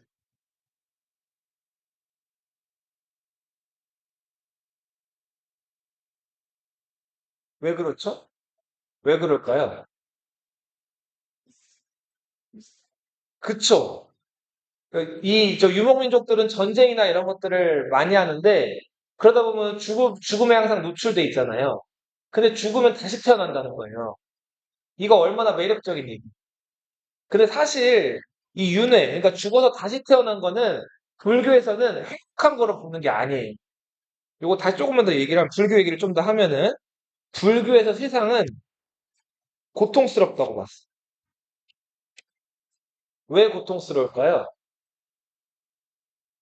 집착 때문에. 많이, 맛있는 거 많이 먹으려고 하고, 남들보다 예쁘거나 남들보다 잘생긴 사람 만나고 싶어 하고, 그리고 잠을 또 더 자려고 하고, 뭐 여러 가지 행동이라든지 행위에 대한 집착 때문에 괴로운 거예요. 고통스러워. 그리고 그 집착을 하는 원인은 모르기 때문에. 그 집착에서 벗어나야 된다는 걸 모르는 거예요. 그러니까 계속 집착을 하는 거예요. 그래서 집착에서 벗어날 8가지 방법을 제시하는데, 이게 이제 불교의 기본 사상이에요. 자, 불교에서는 열심히 수행을 해가지고 그 집착에서 자유로워지게 되면은 깨달음에 이르렀다고 하거든요. 그 깨달음에 이른 상태를 해탈이라고. 그리고 깨달음과 동시에 죽으면 그 죽음을 사람이 이제 육신을 가지고 태어나는 순간부터 더 맛있는 거, 좋은 거 먹고 싶고, 더 예쁘고 잘생긴 사람이랑 연애하고 싶고, 이렇게 다 그런 욕구들을 가지잖아요. 그죠? 자, 깨달으면서 죽으면 그 육신의 어떤 굴레로부터 벗어난다고 봤는데, 이거를 열반이라고도 불렀어요. 그래서 불교에서 스님이라든지 아주 많은 업적을 쌓으신 누군가가 돌아가시면 열반에 들었다 이렇게 표현을 해요. 혹은 뭐 입적하셨다 이런 얘기도 하고. 근데 윤회에서 다시 태어났다는 거는 해탈을 했다는 거예요, 못 했다는 거예요. 이 해탈에 성공하면 극락세계를 가야 되거든요. 기독교에서 천국이라고 말하는 곳에. 근데 이 세상에 다시 태어났다는 거는 극락에 못 갔다는 거죠. 다시 또 고통이라든지 집착 여기 시달려야 되는 거죠. 이게 무한 반복된다는 거예요. 그나마 근데 뭘 모르더라도 착한 일, 선행을 많이 쌓았으면 다음 생에 뭘로 태어날까? 윤회에서. 왕이나 귀족이나 좋은 걸로 태어나. 근데 정말 악한 짓을 많이 하고 거짓말 많이 하고 나쁜 짓 많이 했어요. 그럼 다음 생에 뭘로 태어날까요? 저 똥오줌이나 지렁이나 벌레 이런 거로 태어날 수 있어요. 이게 불교의 윤회 사상입니다. 그 윤회는 수억 번, 뭐 수십억 번 계속 반복이 되면서 무한 굴레로 이어지는데 이 무한의 굴레에서 벗어나려면 해탈, 깨달음에 이르러요. 뭐 그게 불교 얘기인데 이 불교의 윤리나 논리가 유목민들한테 되게 와닿는 논리였어. 그러면은 불교 이전에 유교에서 주류는 뭐였을까요? 중국에서 주류는 유교였단 말이에요, 유교. 근데 요 시기 유교는 인기가 별로 있었을까요? 인기가 없어요. 왜 없었을까요? 재미도 없고 유교는 공자 맹자가 써놓은 말씀들 달달달달 외우는 학문이기도 하고 기본적으로 상하 질서를 정당화하는 학문이죠. 충성과 효도 같은 것들로. 그죠? 충은 이제 신하가 군주에게, 효는 자식이 부모에게. 근데 556국 시대는 어떤 시대예요? 하극상과 계속해는 전쟁과 끝없는 그런 시대죠. 충돌하고 부딪히는. 이런 시대의 유교는 인기가 사그라든다. 반면에 지금 여기 불상이 조각되어 있는 것에서 알 수 있듯이 불교는 어땠을까? 인기가 많았단 말이야. 특히 유목민들이 전쟁 많이 하는 유목민들이 죽으면 다시 태어난다고 하는 이 불교를 아주 아주 좋아했어. 도교라는 종교가 또 새로 등장을 하는데 도교는 뭘까요? 우리 저 춘추종 시대 제자백과 하면은 공자, 맹자, 유가가 있고 한비자, 법가가 있고 무의자연 얘기하는 노자에 뭐가 있어요? 도가가 있죠, 도가. 그 도가는 가만히 내버려 두라는 거죠. 자연 그대로. 그죠?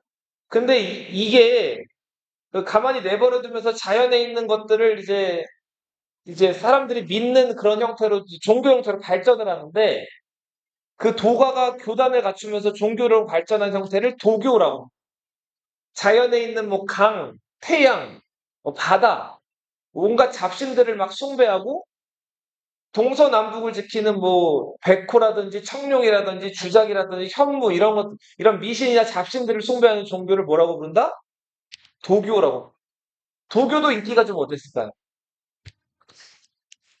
인기가 꽤 있었다. 일단 불교랑 도교가 인기 많은 이유. 유교처럼 공부를 많이 안 해도 돼요. 유교는 공자명자 말씀을 일단 다 외워야 되는 거예요. 근데 불교, 도교는 그렇지가 않았어요. 그래서 요 시대 때는 이 불교랑 도교가 인기가 많았다. 그리고 이렇게 거대한 불상이 이제 만들어지기 시작한 이유는 요게 이제 인도에서 영향을 받았어요. 인도에서도 초기에는 감히 부처님의 모습을 이렇게 인간의 모습으로 조각하지 못했어요. 근데 어느 순간부터 인도에서 부처님의 모습을 사람처럼 조각을 하기 시작해요. 인도가 어느 나라 침략을 받거든요. 그리스란 나라 들어봤어요? 그리스의 알렉산더 대왕이라고 들어봤나요? 이 알렉산더 대왕이 동방원정을 와서 인도까지 쳐들어온단 말이에요. 그때 인도가 그리스인들의 지배를 조금 받는데 그리스인들은 뭐 믿어요? 제우스, 헤라, 포세이돈, 그리스 신화들의 그 신들을 믿죠. 맞아요. 그 그리스 신화에 나오는 신들을 믿는데 그래서 그리스 사람들은 일찍부터 그 제우스나 뭐 헤르메스나 자기들 신화에 나오는 신들을 어떻게 했죠? 사람 모습으로 조각을 해가지고 이걸 기념하고 여기다 기렸잖아요. 그 그리스 사람들이 인도에 그런 신들을 가져온 거예요. 그 인도 사람들이 그걸 보고 자기 신인 부처를 그리스 사람들처럼 조각을 하기 시작한 거예요. 그 불상이 이제 비단길을 타고 중국으로 넘어오기 시작한 거예요. 그래서 중국 사람들도 거대한 암벽이나 이런 데다가 이렇게 불상을 만들기 시작합니다. 이게 또 다른 한국으로 또 영향을 주죠. 한국에서 석굴암이라고 들어봤어요? 석굴암에도 부처님이 한 분 거기 불상에 모셔져 있죠. 석굴암 본존불에도 영향을 주게 되죠. 자, 다시 앞으로 가볼게요. 29페이지. 자, 북위가 이렇게 성도 바꾸고 그리고 수도도 옮기고 완전히 선비족이 한족처럼 바뀌는 정책을 취해가지고 한족들 마음을 얻게 된단 말이에요. 그래서 이제 강력한 통일 왕조를 유지하다가 효문제가 죽은 다음에 국위 왕실이 내분을 겪어요. 그래서 서위와 동위로 나뉘어요. 서위는 이 쿠데타가 일어나서 우문씨가 원씨를 몰아내고 북주라는 나라를 세우고요. 동위도 쿠데타가 일어나서 고씨가 원씨를 몰아내고 북제라는 나라가 만들어져요. 북주가 북제를 멸망시켜요. 초록색으로 나와 있죠? 자, 그리고 남쪽에서는 동진이 그 아까 이 북에서 온 귀족들이 저 동진 강남 쪽에서 힘이 좀 셌다 그랬죠? 그 중에서 유유 장군이었어요. 이름이 유유예요. 유유라고 불리는 장군이 동진의 이제 사마씨를 몰아내고 자기가 황제가 된다. 유유가 도읍으로 삼는 곳이 옛 송나라 땅이었기 때문에 처음에 일어난 곳이 옛 송나라 땅이었기 때문에 나라 이름을 송으로 정했어요. 자, 춘추병국 시대 때도 송나라가 있었기 때문에 이 유유가 세운 송을 유송이라고. 무슨 송? 유송. 자, 그리고 유씨의 송나라가 무너지고 나중에 또 장군 출신이었던 소도성에 의해서 제나라가 그리고 제나라의 귀족이 또 이 다시 양나라를 또 세우고요. 그리고 또 진패선이라는 장군이 진을 세운단 말이에요. 그래서 요 동진에 이어서 송제, 양진, 황제권도 약하고 다스리는 영역도 굉장히 조금이었던 여러 후족들이 연합해서 운영하는 형태의 국가, 이런 나라들이 강남에 존재했어요. 근데 공통점은 수도를 다 어디다 뒀죠? 건강에 뒀죠, 건강. 건강에서 건강이 아니고 헬스가 아니라 이 건강 앞에 오나라 때는 이 건강을 뭐라고 불렀어요? 건업이라고 불렀죠? 자, 이 건강이 지금은 어딜까요? 찍어보세요. 국경은 북쪽에 있잖아. 이거 지금 강남에 있는 도시잖아. 북경 남경이. 어디라고요? 남경을 중국어로 읽으면 뭐라고 읽을까요? 난징이에요, 난징. 이 건강이 어디라고요? 난징 대학살 들어봤어요? 그 난징이. 북쪽의 수도 베이차, 북쪽의 수도 북경이라고 하고 중국어로 읽으면은 베이징이라고 읽죠. 남쪽의 수도 남경이고 중국어로 읽으면은 난징이에요, 난징. 난징이 이때부터 이제 뜨기 시작을 해요. 자, 그래서 이 북주가 북제를 멸한 다음에 이 북주 안에서 또 쿠데타가 일어나요. 이 북주의 외척 가문이었던 양씨가 북주 황제로부터 선양을 받아요. 자, 그렇게 해서 세운 나라가 수나라예요. 무슨 나라? 수나라는 좀 많이 들어보지 않았어요? 수나라 처음 들어봤어요? 고구려라는 나라랑 싸우죠. 예. 고구려의 을지, 을지문덕이 주도했던 전투가 살수라는 강으로 적을 살수됐죠. 수나라가 고구려를 몇 번을 치냐면 네 번을 침략을 해요. 근데 네 번 다 성공했어요, 못했어요? 못했죠. 결국은 수나라는 고구려 치다가 망해버리죠. 자, 그건 좀 나중 얘기고, 그 수나라가 이제 이 남쪽의 진나라까지 멸하게 되면서 마침내 중국을 통일하게 되는. 수나라는 말씀드린 것처럼 고구려 치느라고 힘을 너무 많이 쏟아부어가지고 통일한 지 30년 만에 망하게 돼요. 그리고 나서 수나라의 또 외가댁 식구들, 이씨였던 외가댁 식구들이 당나라를 가요. 당나라의 건국자는 이씨예요. 고조 이연이에요. 당고조 이연. 당나라는 수도를 어디다 뒀다? 장안에 뒀다. 자, 우리 지금까지 얘기했던 이 혼란한 시기를 뭐라고 부르냐면, 자, 위촉 오 중에서 제일 힘센 나라가 어떤 나라였어요? 위나라였죠, 위나라. 위나라. 자, 그리고 이 위촉오를 삼국을 통일한 나라가 어느 나라였어요? 서진이었죠. 그죠? 진나라. 위진. 그리고 동진과 56국 시기를 거쳐서 송제, 양진의 남쪽의 왕조들.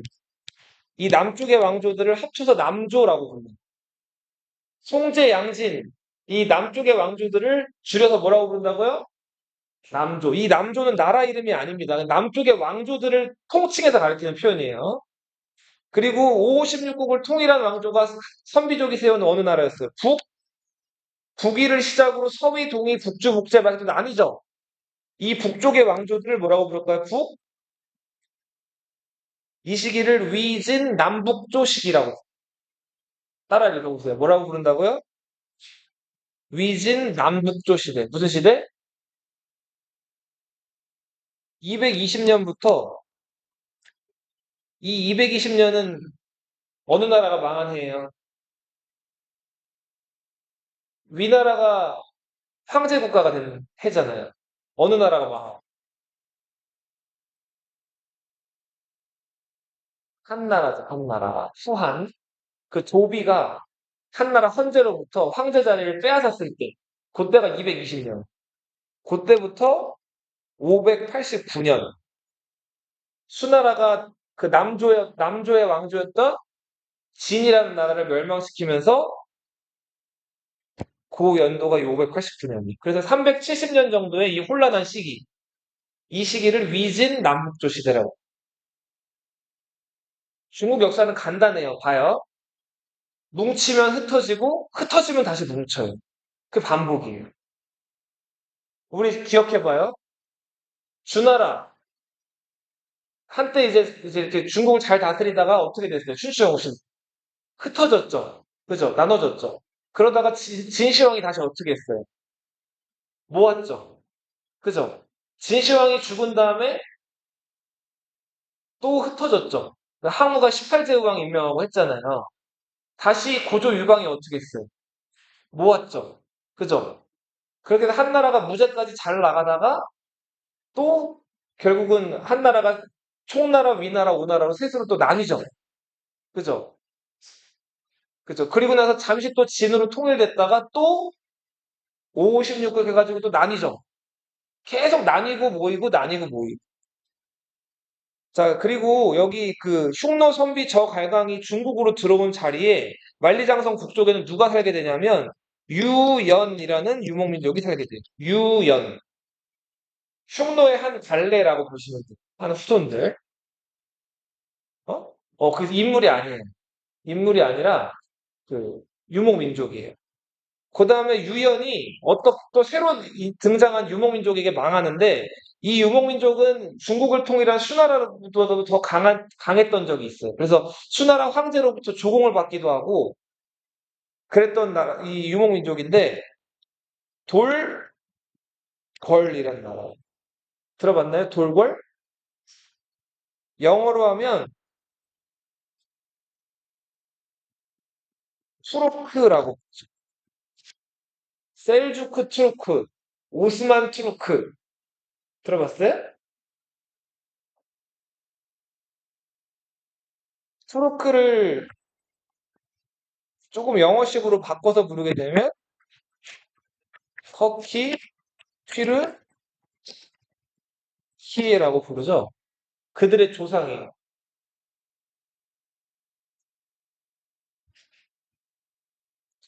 자, 뒤로 가보세요.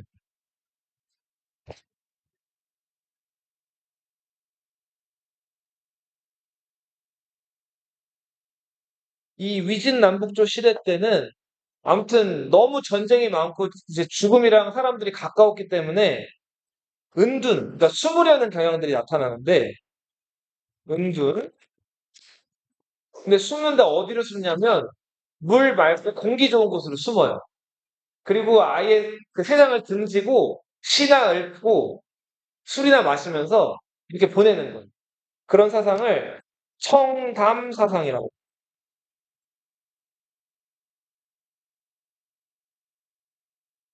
그 청담 사상이 잘 나타나 있는 시가 도연명의 귀거래사라는 시예요. 이 귀거래사는 집으로 돌아간다는 얘기. 자, 돌아가련다. 속세와 어울리는 것은 이제 그만두자. 자, 이 지금은 전쟁도 많고 혼란하고 정치 때문에 서로 치고받고 하는 이 속세를 어떻게 하겠다는 거예요? 떠나겠다는 거죠. 세상과 나는 본래부터 인연이 없었으니 새삼 다시 벼슬길에 나간들 거기 무슨 구할 것이 있으리. 유명한 도연명의 시예요. 귀거래사. 이 이름만이라도 좀 알아주세요. 위진 남북조 시대 도연명의 뭐라고요? 귀거래사.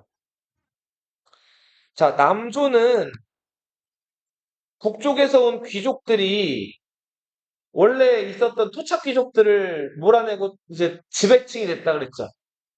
이 사람들이 저 황하 이북에서 있었던 자기네들 그 궁궐 문화라든지 그 수치스러운 것들을 가져와가지고 이제 어차피 오랑캐들은 남쪽으로 못 내려오잖아요. 우리나 강이 많으니까. 그러니까 자기들끼리 성이나 궁궐을 쌓아놓고 그 안에서 아주 수치스럽고 화려한 귀족 문화를 꽃피웠단 말이에요. 사치, 화려. 그래서 그 화려한 궁궐 생활을 그려놓은 고개지라는 화가의 여사잠도라는 그림이 있어요. 궁궐의 여인들의 이제 단장하고 치장하는 그런 모습들, 생활하는 모습들을 그려놓은 귀족들의 삶을 그려놓은 여사잠라는 그림이 있었다. 자, 중국을 이제 통일한 왕조, 어느 왕조였죠? 수, 그리고 당이었죠? 수당. 자, 수나라는 이제 중국을 통일했는데, 자, 여기다 쓸게요, 먼저. 자, 이전까지 위진남북조 시대였죠? 요 시대 때는 인재를 어떻게 선발했냐면, 국품 중정제라는 방법으로 선발을 했어요.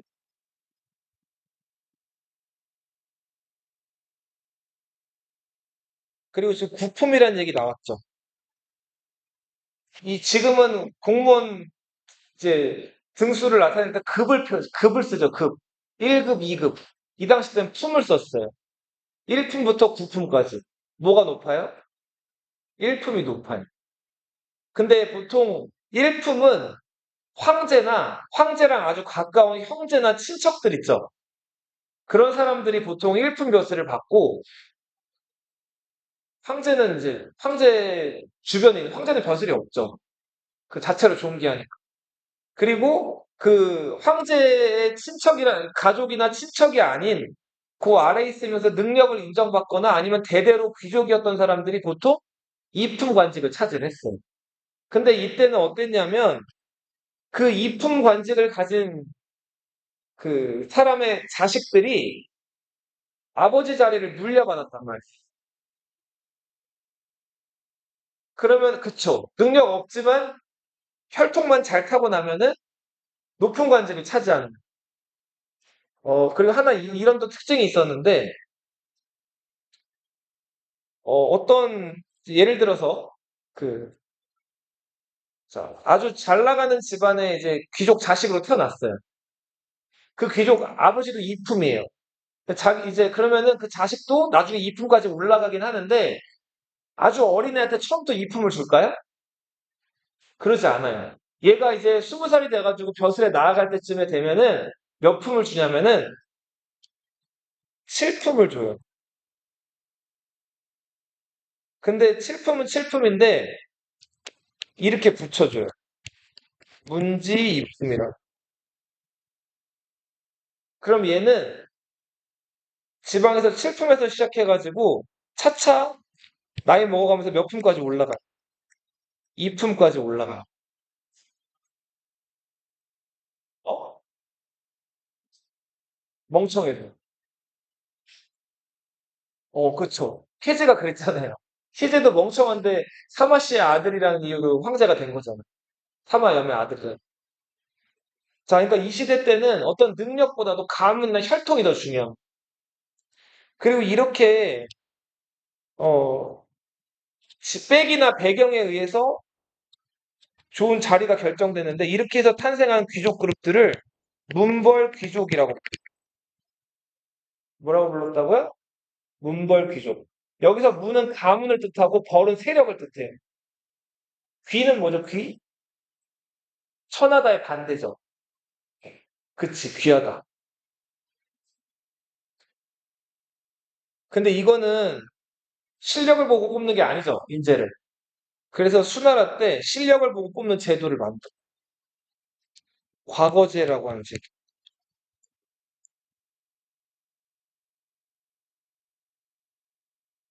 중국을 포함해서 이제 동양의 여러 학생들을 괴롭혔던 그 시험 제도를 처음 만들어낸 게 이 수왕조. 수나라의 그 건국했던 황제 문제. 문제예요. 이름도 문제예요. 문제 되는 걸 좋아해서 그런지. 예.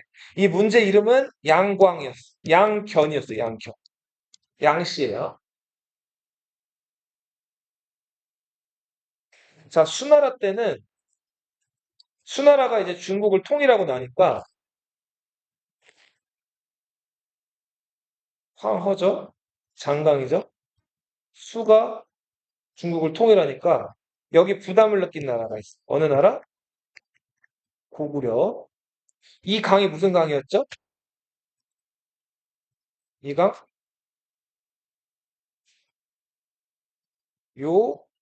요하라는 강이.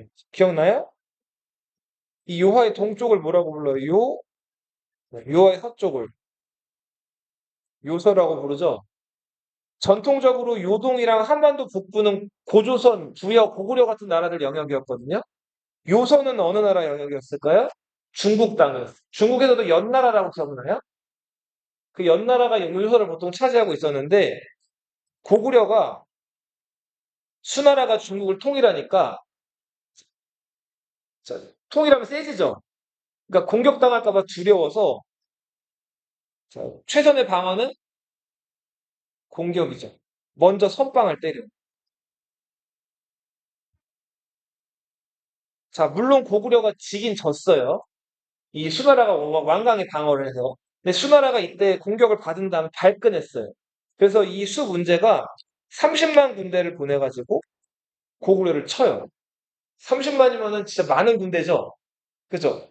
근데 하나 알아둘 게 이 요하 주변에 요 이 그 땅이 되게 다 늪지대가 많아요. 그 늪을 우리 저 택이라고 부르죠. 예전에 초원지 배울 때 거야택 뭐 이렇게 들어봤죠. 대택향 그 택이 연못 늪지를 뜻하는데 여기 요택 그 늪지가 많아가지고 자꾸 진창이라서 빠진단 말이에요. 그런데다가 이 30만 군대가 쳐들어왔을 때 또 비가 많이 와가지고 더 힘들었어. 결국은 수 문제가 고구려 침략했다가 본전도 못 찾고 돌아간. 자, 수 문제에게는 여러 아들들이 있었는데 가장 야심 있고 자, 가장 이제 아버지 자리를 호시탐탐 노리고 있던 게 둘째 아들이었어요. 그 사람이 양광이라는 사람. 자기 형이 태자였는데 형도 죽이고 아버지도 죽인 다음에 황제가 됐다고 알려져 있는 인물이 수나라 양제라는 사람. 수양제. 여기서 문이나 양은 다 우리 뭐라고 하죠? 이제 알고 있죠? 문이나 양을 뭐라고 하죠? 시호라고 하죠. 시호. 그죠? 죽은 다음에 신하들이 평가해가지고 올리는 그 칭호죠. 그죠? 보통 무라는 시호는 아까 무제 얘기했었죠. 조조도 위 무제였잖아요. 한나라 무제 기억나죠? 무라는 시호는 어떤 사람들한테 주로 올릴까요?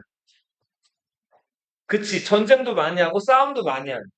그래서 막 영토를 넓히거나 한 왕, 황제, 무제라고 하는데 그 무는 그 무라는 시호든 문이라는 시호든 다 신하들이 올리는데 그 신하들은 다 무슨 학자들? 뭐 공부한 사람들? 그치. 공자, 맹자, 유학자들이라고 유학을 공부한 사람들이란 말이에요. 유학자들 입장에서 그렇게 시도 때도 없이 전쟁 벌이고 여기저기 쳐들어가고 하는 거를 좋게 평가했을까요?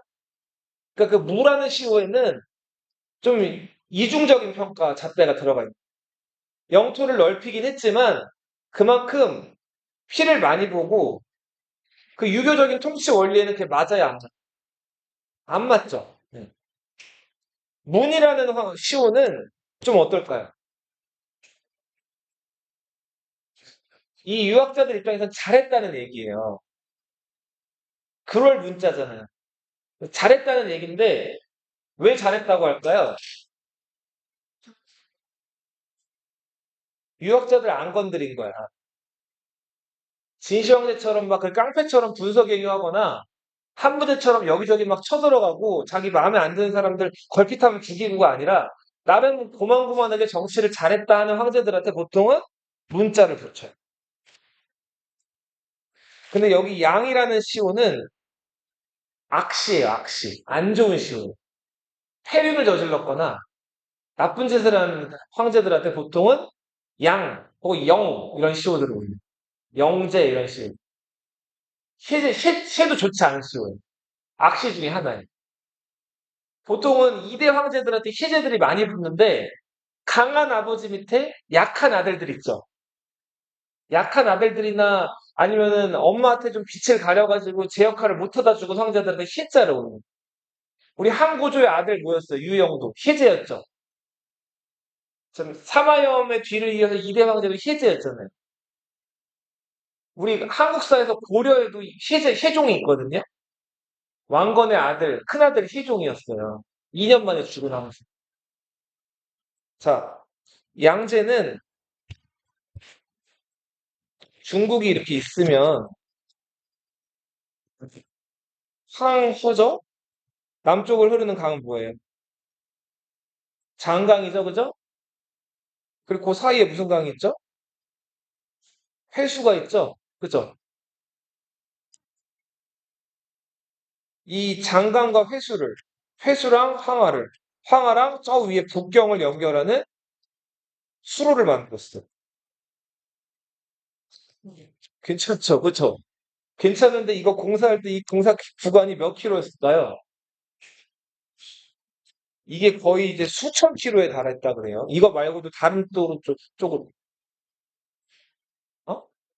이거를 백성들이 다 하는 거예요. 굉장히 어땠을까, 백성들은? 죽어났겠죠? 근데 문제는 백성들은 이 당시에 고통스러웠는데 이게 한번 뚫리고 나니까 이 뒤에 후손들은 이거를 특히 잘 활용해요. 특히 강남과 화북의 물자를 효과적으로 잘 이제 왔다 갔다 운송을 했다. 이 수나라 때 만들어진 거대한 물길을 대문하라고 해요. 아버지가 요동에 있는 고구려 치다가 실패했죠. 그래서 수양제가 고구려를 재차 쳐들어가. 이때 무려 동원한 군대가 몇 명? 113만. 그리고 이 113만은 순수 전투병이고 이 113만을 식량이라든지 이런 것들도 같이 먹을 그런 군인들이 필요하잖아요. 운반할 군인들이 필요하잖아요. 그 불량 부대랑 이런 거 합치면은 플러스 알파. 좋기 200만이었다. 200만이면은 지금 한 뭐 대전이라든지 울산이라든지 큰 대도시 인구 한 전체 인구가 다 이동하는 거라고. 자, 근데 이때 공격할 때도 육지로만 쳐들어간 게 아니라 이 바다로도 쳐들어갔어. 육해군 합쳐가지고. 근데 당시 이거를 고구려가 잘 막아낸단 말이야. 어디서 막아냈다 그랬죠? 살수라는 곳으로 수나라 군대를 유인해가지고, 그죠. 크게 이긴 거죠. 이때 이 살수대첩을 이끌었던 장군이 을지 문덕 장군이죠. 자, 근데 이 113만 군대가 대부분 이제 이때 죽음을 당하거나 쫓겨가거나 해가지고 완전히 패배를 했는데도 양제가 포기를 하질 않고 재차 또 쳐들어온단 말이야. 결국은 반란이 일어났어. 그렇게 해서 양제가 살해되고 수나라는 건국된 지 30여 년은 조금 넘어가지고 멸망한다. 수나라가 그 존속 기간이 581년부터 618년까지. 그럼 몇 년 버틴 거예요? 37년 버틴 거죠. 하지만 수나라는 굉장히 중요한 업적을 남긴 왕조인데 두 가지 뭐 있어요? 시험제도, 과거제도 만들었다는 거랑 대운하를 건설했다. 두고두고 이제 중국에서 요긴하게 쓰이는 물길과 사람들을 선발하는 인재 선발 제도를 만든 게 수나라라다. 짧고 굵게 간 나라. 어느 나라랑 좀 비슷해요? 진나라랑 비슷하죠. 그 진나라 시황제가 통일해 놓고 얼마 안 가서 어떻게 됐어요? 금방 망했죠. 그리고 그 진나라가 망한 다음에 한 또 5년 동안 항우랑 유방이 싸워서 혼란하다가 그 누가 바통을 이어가요? 진나라가 통일해 놓은 한나라가 이어가죠. 그래서 유방이 이어가죠. 그죠? 수나라가 이렇게 어렵게 통일을 해놓고 금방 망한 다음에 잠깐 또 혼란했다가 그 수나라가 통일해 놓은 그 바통을 누가 이어갈까요? 다음 시간에 배울 당나라가 이어간다. 중국 고대 문화의 완성이라고도 불리는 당나라에 대해서 다음 시간에 할 거예요. 여기까지